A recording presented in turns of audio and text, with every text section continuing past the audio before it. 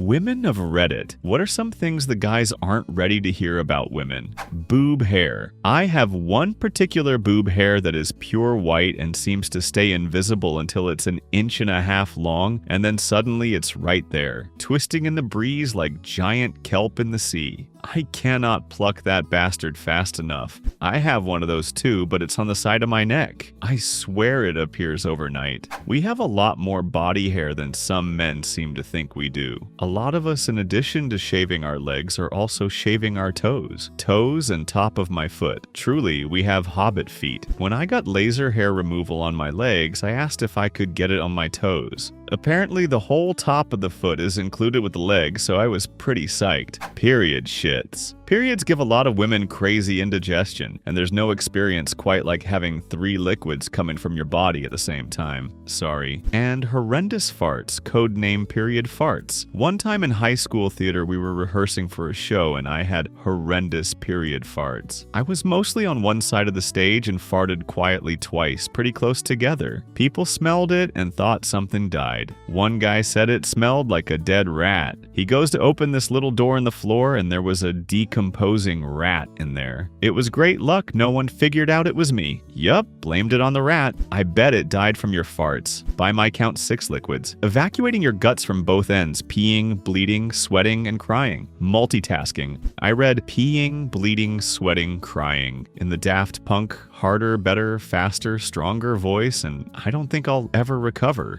I was hit on more by grown men when I was between the ages of 12 to 17 than I am now at 24. This isn't uncommon, and many of my friends have also experienced this. Call out your pedo friends. Yep, I didn't realize it until I was out of college, because in college I was surrounded by college-aged guys, but holy shit, that spikes in your early teens then falls off so fast. It's horrifying. I'm 32 now and haven't dealt with this for years. I love that for myself, but am also realistic about what I look like and what I looked like as a literal child when I was getting that attention. It's foul, and more men need to call that shit out. My niece is 13 now, and my heart breaks for her because she is a lovely girl, and I know men are going to be disgusting to her. Bras suck most of the time. More specifically, our underwear isn't as comfortable as guys. In addition, I really wish TV would stop portraying underwire bras and corsets as pajamas. Not technically the topic, but damn. If you don't do your share of the chores, then in our minds you become a child to care for, and we lose attraction and desire. Facts. I don't want to pick up after a grown man. It's such a turn-off. When a man treats you like you're his mom, sex feels like incest.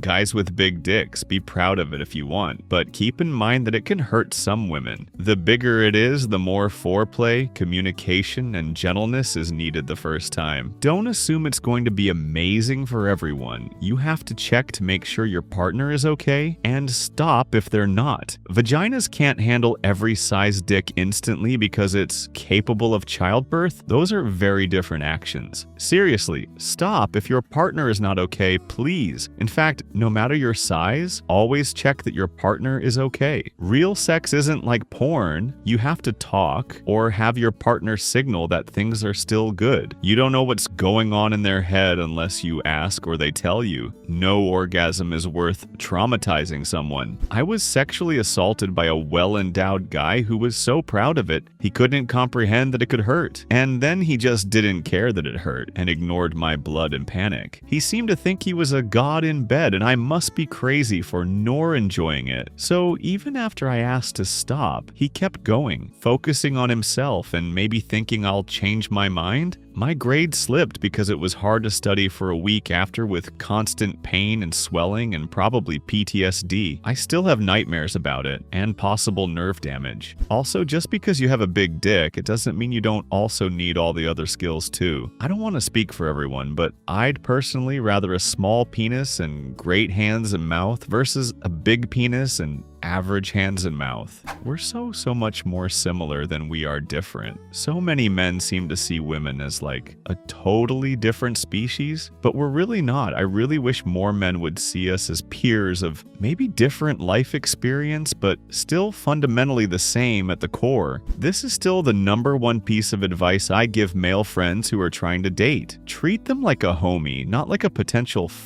You'd be surprised how low that fucking bar is, that if you just treat women like people, you will get 10 times more dates. If your personality is shit from there, can't help you, bud. Edit. A lot of people in the comments hyper-fixating on the homie part of my comment and missing the point completely. If you already have a lot of women friends, congratulations. You don't suffer from the inherent skill issue of not recognizing women as people with thoughts and feelings and all that human stuff. My advice is not for men like you. And for all the dudes in the comments saying, well, they just want to be friends if I treat them like a friend, it might be time to accept that the majority of women you meet will not want to date or you. That's just how it is, no matter how you treat them. Attraction is still important. I'm not saying being friends with women is a fucking trump card to dating, just that it will help a lot of you if you can wrap your little and big heads around it. Just because we're nice doesn't mean we're interested. Kindness is not equal to flirting. A woman being polite isn't a green light, and rejecting someone doesn't make her cold or rude. Sometimes we're polite and nice because we're uncomfortable and scared of you and trying to safely end the interaction without upsetting you. I can only speak for myself, but if I'm interested, there will be some teasing, joking, etc. I won't be using the same politeness I use with people I meet when I go to church with my parents. That the first however many minutes it takes a guy to decide if they want to sleep with us, we are deciding if you are a safe person to be around. You know what female body part develops from the same fetal tissue that turns into the penis? It's not the vagina, it's the clitoris. You may think you're a stud for pounding away during penetration, but if you aren't going out of your way to touch the clitoris, then it's like if someone was having sex with you without touching your penis. Does that sound like enjoyable sex to you? Yes, exactly this. Imagine us getting off without ever touching your dick. That's what sex feels like with no foreplay. When they get married, they have to do an equal amount of childcare and housework. This doesn't mean she makes a list, it means you sweep the floor if there's something on it, and weekly. You know, there's a field trip next week because you look at the school schedule. If you don't do this, your wife will be exhausted and not want sex anymore. Because she's tired, and because you're her son, she cleans up after, not her life partner. This is why marriages lose their spark. It's not some mystery. Many of us struggle with the chronic loneliness epidemic, emotional repression, feeling like our worth is defined by our ability to provide, and high suicide attempts too. These issues do affect men, and it sucks, but they are not solely men's issues. Like, please do feel free to talk about these issues and how they affect you as a man, but don't broach it as if women can't possibly relate. Thanks for watching, share your opinion in the comments, subscribe, bye.